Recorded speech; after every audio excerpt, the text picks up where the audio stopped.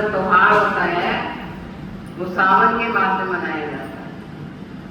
सावन का मास को हरियाली मास कहा जाता है, क्योंकि इसमें डबल होता है, एक ज्ञान की बरसात भी होती है और स्थूल बरसात भी होती है।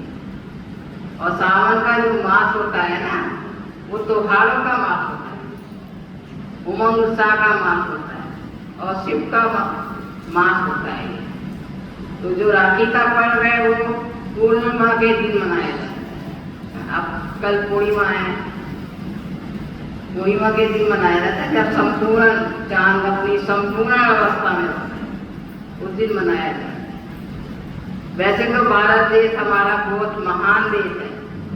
जिस भूमि पर हमने जन्म लिया है ना, इस भूमि बहुत महान है और किसी भूमि का इतना गायन नहीं है जितना भारत भूमि का गायन है और भारत में रहने वालों का गायन।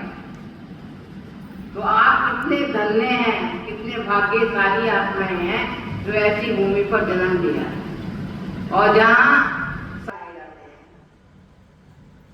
कभी राखी का त्योहार मनाएंगे, कभी शिवरात्रि का, कभी दीपावली आएगी, होली आएगी, सब त्योहार मनाएंगे।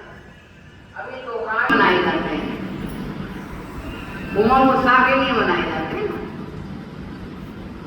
क्यों उमंग उत्साह के लिए मनाए जाते हैं? क्योंकि आज मनुष्य के जीवन में उमंग उत्साह खत्म हो चुका है, निराशा ही निराशा है, इसलिए तो सब त्योहार मनाए जाते हैं।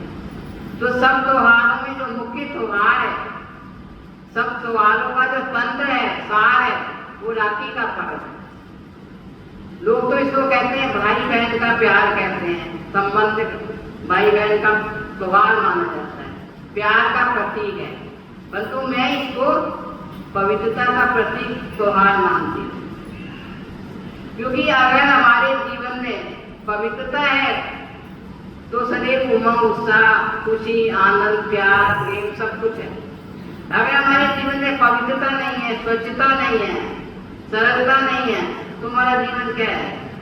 उदासमय जीवन। तो आज उदासमय जीवन का कारण क्या है? कि हमारे जीवन से पवित्रता खत्म हो गई।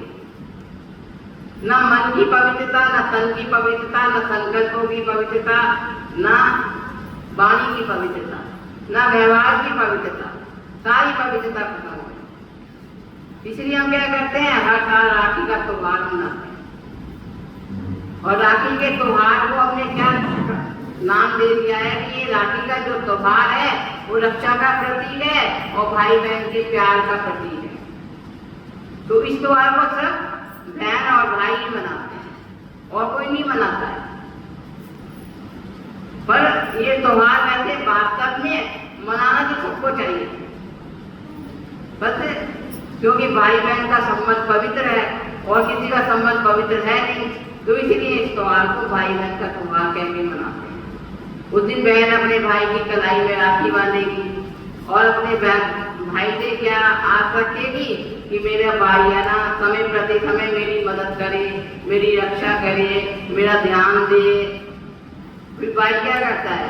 उसको दान रक्षा भी दे देता है।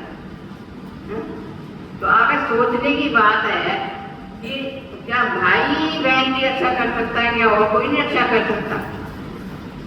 अगर फर्ज करो बहन रह रही है देश में और भाई है विदेश में, भाई तो क्या वो जब बहन के ऊपर कोई परिस्थिति आएगी या कोई समस्या आएगी तो सबसे पहले रक्षा कौन करेगा?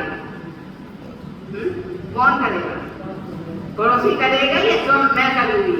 स्वयं की रक्षा करेंगे ना, या पड़ोसी करेगा? और जब सारी समस्या हल हो जाएगी तब उसका भाई आएगा रक्षा करने के लिए। तो सबका रक्षक कौन है?